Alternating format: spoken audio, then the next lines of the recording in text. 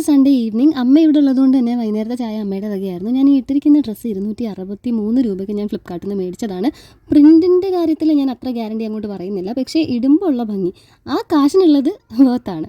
ഇന്ന് ഞങ്ങളൊന്ന് കറങ്ങാൻ പോയിട്ട് ഉച്ചയ്ക്കത്തെ ലഞ്ചൊക്കെ പുറത്തുനിന്നായിരുന്നു. വൈകുന്നേരം ആയപ്പോഴാണ് ബീഫ് മേടിച്ചത്. ഞായറാഴ്ചയായിട്ട് ബീഫ് ഇങ്ങനെ ഉണ്ടാക്കാതിരുന്നിട്ട് എനിക്ക് എന്തോ ഒരു എനക്കേട് പോലെ. നൈറ്റ് ഡിന്നറിന് ബീഫ് കറിയും ചപ്പാത്തിയും ആക്കാമെന്ന് കരുതി.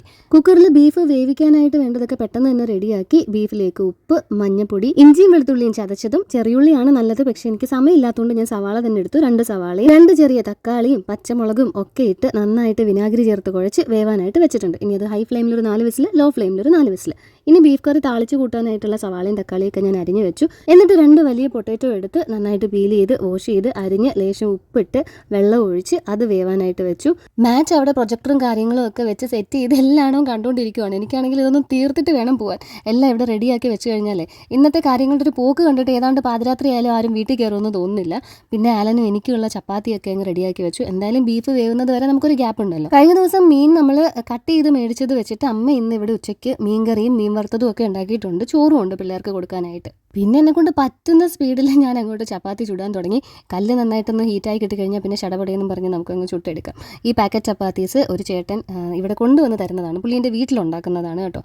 പാക്കറ്റും കവറും കാര്യങ്ങളും ഒന്നുമില്ല, ജസ്റ്റ് ഒരു സിൽവർ പാക്കറ്റിലാണ് കൊണ്ടുവന്ന് തരുന്നത്.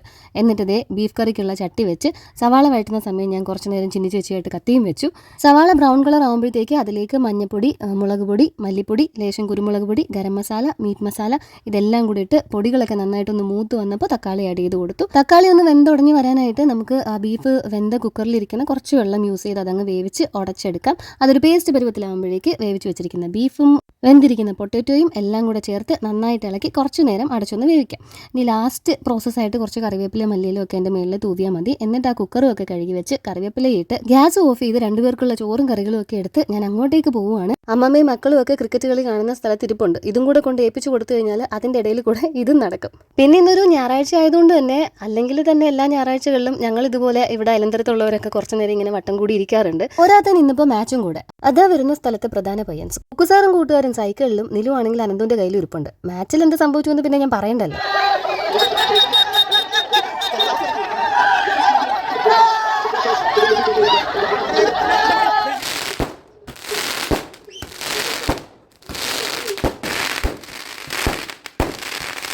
എന്നാ പിന്നെ നമുക്കൊരു ചായ കുടിക്കാൻ പോയാലോ?